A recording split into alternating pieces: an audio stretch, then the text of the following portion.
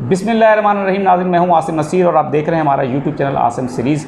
नाज़रीन, हमारे साथ मौजूद हैं रूहानी हस्ती मिर्ज़ा हाजी हसन बेग साहब। मिर्ज़ा साहब का नंबर हमारे स्क्रीन पर मौजूद है। अगर आपको किसी हवाले से कोई रब्ता करना है तो मिर्ज़ा साहब से आप नीचे दिए गए नंबर पर रब्ता कर सकते हैं। इसके अलावा हमारे चैनल को जिसने अभी तक सब्सक्राइब नहीं किया, नाज़रीन हमारे चैनल को सब्सक्राइब भी कर दिए। अस्सलाम वालेकुम मिर्ज़ा साहब, कैसे? वालेकुम अस्सलाम। क्या हाल है बेटा? ठीक, अल्लाह खैरियत से बेटा, अल्लाह को खैर से रखे। मिर्ज़ा साहब, सबसे पहले तो एक मैसेज जो आप हमारे नाज़रीन को देना चाहते हैं, वो मैसेजेस जो आपको आ रहे हैं उसके हवाले से वो दे दें आप। औज़ुबिल्लाहिमिनश्शैतानिर्रजीम, बिस्मिल्लाहिर्रहमानिर्रहीम। मैं पूरी मतलब जो मोहतरम मेरे अजीज़ दोस्त हैं जो मेरे से फ़ोन पे रब्ता करते हैं, मैसेज करते हैं, उन सब से मैं एक अर्ज़ करना चाहता हूँ कि बेटा मेरे को ये इंग्लिश के मैसेज मैं पढ़ता हूँ, उसमें बेटा मैं उसका जवाब नहीं दे सकता। वॉइस मैसेज मैं सुन लेता हूँ, बेटा उसका जवाब नहीं दे सकता हूँ। तो बेटा क्योंकि मैंने ये कभी सीखा नहीं है बेटा, इसमें मैं अपना टाइम वेस्ट समझता हूँ। बेटा मैं समझता हूँ जो किसी के लिए खिदमत कर सकता हूँ वो करो, और उसके अलावा मैं अपना पढ़ाई में, इबादत में टाइम जो है ना मसरूफ़ रखना चाहता हूँ। बिल्कुल। तो इसलिए बेटा जिस किसी बंदे ने भी मेरे से बात करनी है बेटा, चाहे वो व्हाट्सएप पे बात करे, चाहे वो अपना बेटा जी टेलीफोन पे बात करे, डायरेक्ट कॉल पे बात करे, तो और कोशिश करे कि बेटा सुबह 11 बजे से लेकर 3 बजे तक मेरे से बात करे, ज़्यादा बेहतर है बेटा जी। और वैसे तो खैर मैं हर बंदे की कॉल किसी टाइम भी वो अटेंड कर लेता हूँ, लेकिन फिर भी बेटा ज़्यादा बेहतर यही है कि ताकि आप लोगों को भी कोई तकलीफ़ ना हो और मेरे भी टाइम वेस्ट ना हो बेटा जी, कि मेरे को बेटा 11 बजे से लेकर 3 बजे तक कॉल के ऊपर बात करें, चाहे वो व्हाट्सएप कॉल हो चाहे दूसरी कॉल हो।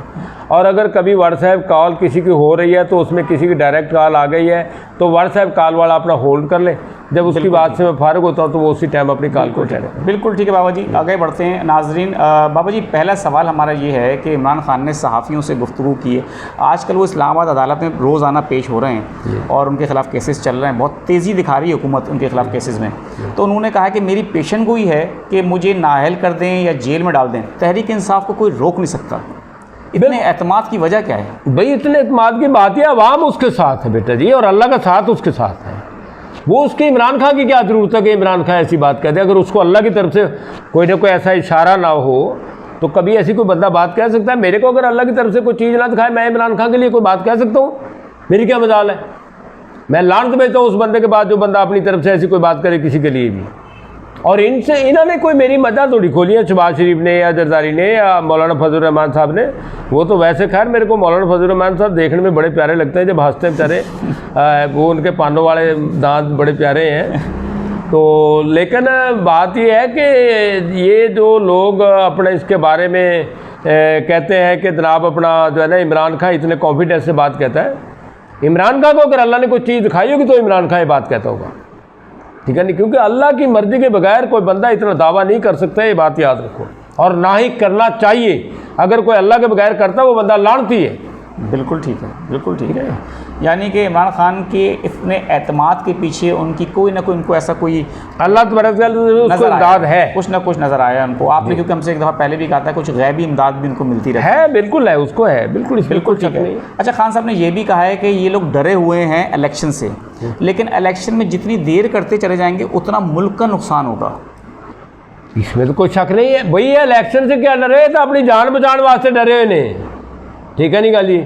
खरगोश जड़ा ना खरगोश नूं अपना किसी दूसरे जानवर ने कहा कि यार तू कोई गोश्त गोश्त खाया कर ताकि जरा थोड़ा तकड़ा हो जाए। उन्होंने कहा मेरा यही बचन तो वो तो बड़ी गल है, मेरा यही नहीं बचता कि ये तो बेचारे अपना गोश्त बचाने वास्ते फिर रहे हैं। वो इमरान खान थोड़ी है, तो इमरान खान को धमकियां इस करके ला रहे ताकि इन्होंने छेड़े ना, और इमरान खान ने इन्होंने छेड़ना, इन्होंने अल्लाह ने ला लेना, ये गल याद रखो। अच्छा, क्योंकि जो बंदा किसी के साथ नाजायज़, हजूर पाक अलैहिस्सलाम की जितनी भी जंगें हैं, बिल्कुल सही, जितनी भी जंगें तारीख को उठा के देख लो, किसी जंग में हजूर पाक अलैहिस्सलाम ने अपने आप पहल नहीं की है। दुश्मन को 1 दफ़ा 2 दफ़ा 3 दफ़ा का मौका दिया, जब तीसरी दफ़ा भी दुश्मन नहीं माना तो फिर हजूर पाक ने उसके साथ जंग की है, और फिर हजूर पाक की जंग में हमेशा हजूर पाक को फतह कामना नहीं अता दी है अल्लाह तआला ने। और दूसरे लोगों की हज़ारों की तादाद में फौजें होती थी, और हजूर पाक के 313 सिपाही जहाँ ज़्यादा से ज़्यादा होते थे वो 313 3,000 को 3 लाख को फतेह कर जाते थे। बेशक बेशक, इसमें कोई तो इसलिए मैं इमरान खान के साथ मेरा जाति कोई ताल्लुक़ नहीं है, लेकिन ये ज़रूर कहता हूँ कि इमरान खान पहल अपनी तरफ से नहीं कर रहा है। इन्होंने महंगाई का नारा लगा के आए थे और महंगाई में लोगों को इस हद तक पहुंचा दिया कि गरीब आदमी के घर में इस टाइम खाने के लिए कोई पैसा नहीं। जो लोग सैलाब में पिछले साल मरे उनके किसी ने दफनाया नहीं, और जो अब भी मर रहे हैं उनको भी किसी ने अबल तो ये दिखाते नहीं। इनका मीडिया जो है ना वो काम नहीं कर रहा है लोगों को दिखाने के लिए, और वहाँ दूसरे सिविल मीडिया को भी नहीं जाने दिया जा रहा है जहाँ पे सैलाब में लोग अभी मर रहे हैं। बात तो दुरुस्त बाबा जी आप। तो बात यह है कि बेटा जी, मैं तो देखो जी, जब ऐसा जुर्म होता है तो यार जितने भी पहले आए, फिरौन की क्या हैसियत, फिरौन बेशक यार मूसा से, जरा हज़रत मूसा अलैहिस्सलाम से फिरौन को तबाह बर्बाद करवा दिया है। तो ये सोचे कभी बैठ के रात को कि मूसा का, हज़रत मूसा अलैहिस्सलाम का वाक़या पढ़ लें, या और जितने भी मतलब के अम्बिया कराम के ऊपर जुर्म हुए हैं, हज़रत यूसुफ अलैहिस्सलाम का वाक़या पढ़ लें कि उसके भाइयों ने उसके साथ कितनी बड़ी दुश्मनी की है, और जितने भी बल्कि वाक़या पैगंबरों के हैं वो सारे के सारे पढ़ लें कि उन सब के ऊपर फिर कैसा जुर्म हुआ। अगर ये रात को बैठ के इस चीज़ को सोच लेंगे तो अल्लाह के हुक्म से सुबह सही मुसलमान बन के उठेंगे। बेशक बिल्कुल ठीक। लेकिन ये सोचने का मौका अल्लाह मतलब जिसको बचाना चाहता है उसको सोचने का मौका देता है, जिसको नहीं बचाना चाहता उसको सोचने का मौका भी नहीं देता है। वो कुरान में कहते हैं ना कि बाबा जी आयत भी है कि हमने उनके दिलों पर ताले डाल दिए, कुफल लगा दिए हैं। बिल्कुल। तो ये वही लोग लगते हैं जिन बिल्कुल बिल्कुल इनके दिल पे कुफल लगा दिए हैं। बिल्कुल। और इंशाल्लाह ये कुफल जो है ना मेरे ख्याल है इसी के आग के अंदर ही जल जाएंगे सारे। बिल्कुल ठीक है। अच्छा बाबा जी, नून लीग के रहनुमा जो हैं वो उनको नवाज़ शरीफ का दुख और दर्द तो बहुत है कि उनको इंसाफ दिलाना चाहते हैं कि नवाज़ शरीफ के साथ ज़्यादती हुई है, उनको इंसाफ दिलाएंगे, जबकि नवाज़ शरीफ साहब यूरोप में सैर सपाटे कर रहे हैं, मुल्क में नहीं आ रहे। हुकूमत उनकी, वज़ीर दाखिला उनका, सब कुछ, भाई उनका वज़ीर आज़म यूरोप की सैर पे निकले हुए हैं, इटली गए हैं, मतलब, लेकिन पाकिस्तान आने में उनकी बीमारी आ जाती है। भाई पाकिस्तान में बीमारी नहीं आती है, पाकिस्तान में वो आवाम के अंदर नहीं जा सकते हैं। आवाम को पता है, वो अदालत से उसको बहाल कराना चाहते हैं, लेकिन आवाम तो उनको जान गई है कि इसने कितना पैसा यहाँ से लूटा है। बिल्कुल ठीक है। ये तो आवाम को पहले पता नहीं था, बेवकूफ़ बनाते रहे। बिरयानी की प्लेट खवाते सी करो, शाबाशी दिंदे सी करो, वोट देंदे सीगे।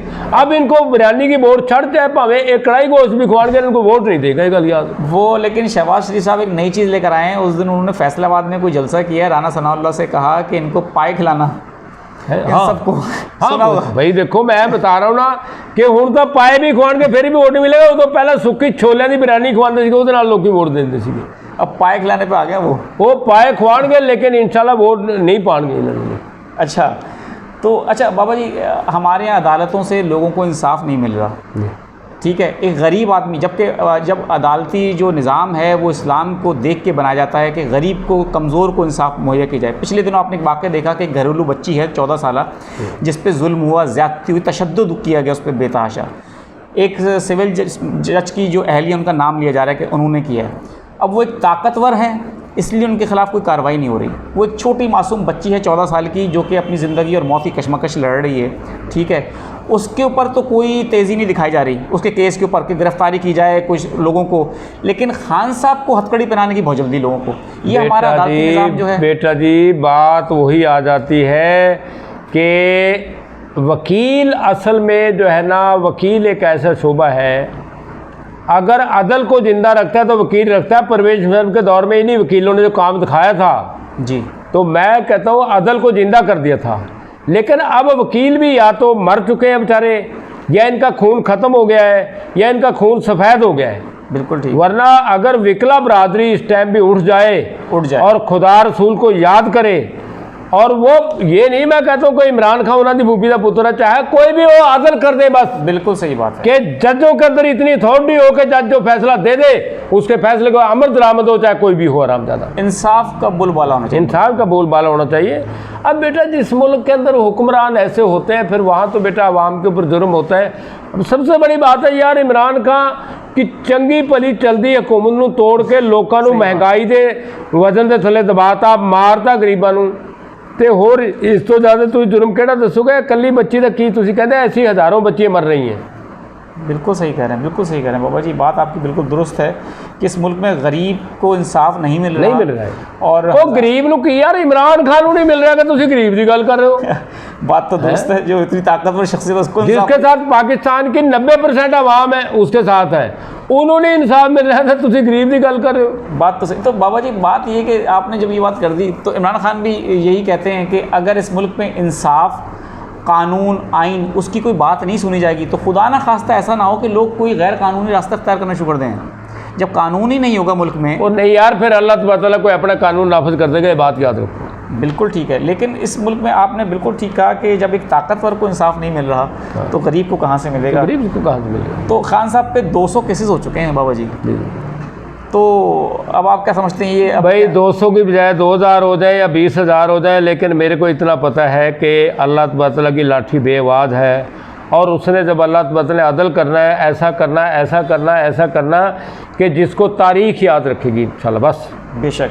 अच्छा बाबा जी, नून लीग के एक रहनुमा है राना तनवीर, उन्होंने कहा है कि अगर निगरान हुकूमत कोई सियासतदान वज़ीर आज़म बनता है ना तो इलेक्शन वक्त पर हो जाएंगे, लेकिन अगर कोई टेक्नोक्रेट आया तो इलेक्शन फिर आप भूल जाएं। ये हुकूमत भी खौफज़दा है, ये हालांकि ख़ुद अपनी मर्ज़ी से निगरान सेटअप लेकर आना चाह रहे हैं, लेकिन इनको पता ही नहीं किसको लेकर आएँ, ये परेशानी का शिकार हैं, तो इसकी क्या वजह है? भाई बात ये इसीलिए है ना कि बंदे का पुत्र, आप बंदे का पुत्र हो तो कोई बंदे का पुत्र मिले, जो आप ही बंदे का पुत्र नहीं थे, बंदे का पुत्र कौन मिलेगा? भाई एताज आसम साहब, अगर आप सही बंदे हैं तो आपको 1000 सही बंदे मिलेंगे। बिल्कुल ठीक। आप सोचेंगे यार फलाने बंदे, लेकिन इन्होंने अपने घर तो अलावा कोई नज़र ही नहीं आता है। जो तबरू कितने बनते हैं तो इन्होंने अपने घर तो अलावा किसी को कोई बंदा ही नहीं नज़र आता कदे। हाँ ये जो पैसे बनते बाहरों जिन्ना पैसा आ रहा ये अपने घर तो अलावा किसी ने दे मुल्क से लाते नहीं किते। बात तो चाइना तो जो पैसे आए ने हूँ या सऊदीया तो आए ने, ये कितने लगने ने? आवाम को तो कुछ भी नहीं मिला। आवाम को इसमें क्या मिलना है? बिल्कुल सही है। आवाम को तो इसमें 20 रुपये हो लीटर तुसी पेट्रोल महंगा करता। बाबा जी रूस से सस्ता तेल खरीदा है, वो सस्ता तेल कहाँ चला गया? आवाम कह रहे हैं कि सस्ता तेल था तो इतना महंगा क्यों कर दिया? और रूस इनको नहीं तेल दे सकता यार, ना ये रूस से ले सकता है, वो ड्रामेबाजी है सिर्फ। बिल्कुल सियासी स्टंट है वो, सियासी स्टंट है, इनको रूस नहीं तेल दे सकता है, इनके साथ उनकी बनी नहीं सकती है। बिल्कुल सही है, बिल्कुल सही है, बिल्कुल ठीक है। बाबा जी आखिर में कुछ कहना चाहेंगे, कोई दुआ करना चाहेंगे? कोई बेटा ये मेरी तो दुआ है, अल्लाह तबारक व तआला इस मुल्क की खैर करे, अल्लाह तबारक व तआला इस मुल्क के चाहने वालों की खैर करे, अल्लाह तबारक व तआला जो इस मुल्क के शहीद हो गए, अल्लाह तबारक व तआला उनके आखिरत की मंजिल को बेहतर से बेहतर करके उनको हजूर पाक अलैहिस्सलाम की कुर्बत में जगह अता फरमाए, अहले बैत की कुर्बत में जगह अता फरमाए, उनकी आखिरत की मंजिल को बेहतर से बेहतर करे। और जो लोग अब भी इस मुल्क के लिए दिल से इस मुल्क से मोहब्बत करते हैं यार, इसके लिए बेहतरी की कोई ख्वाहिशात रखते हैं, अल्लाह तबारक व तआला उनके हर ख्वाहिशात को पूरा करे।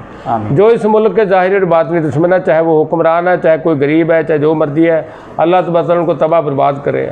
अल्लाह तबारक व तआला इस मुल्क के दुश्मनों को निस्तो नबूद कर दे। अल्लाह तबारक व तआला इस मुल्क के ज़ाहिर और बातिनी दुश्मनों को इस मुल्क में दफन करने के लिए भी जगह न दे। अल्लाह तबारक व तआला उनको बाहर भी कहीं दफन होने के लिए न जगह दे, उनके गोश्त को बाहर परिंदे खाए और कीड़े पड़े उसके अंदर। अल्लाह तबारक व तआला इस मुल्क की खैर करे, अल्लाह तबारक व तआला इस मुल्क की हिफाजत करे, इसके ऊपर रहम करे, करम करे, मुश्किल कुशाई करे, हाजत रवाई कर दे। अल्लाहुम्मा सल्ली अला मुहम्मद व अला आलिहि व सहाबिहि इन्नका। बहुत बहुत शुक्रिया बाबा जी। नाज़रीन इसी दुआ के साथ मुझे और मिर्ज़ा हाजी हसन बेग साहब को दें इजाज़त। एक नए वीलॉग के साथ आपकी खिदमत में दोबारा हाजिर होंगे। खुदा हाफिज़।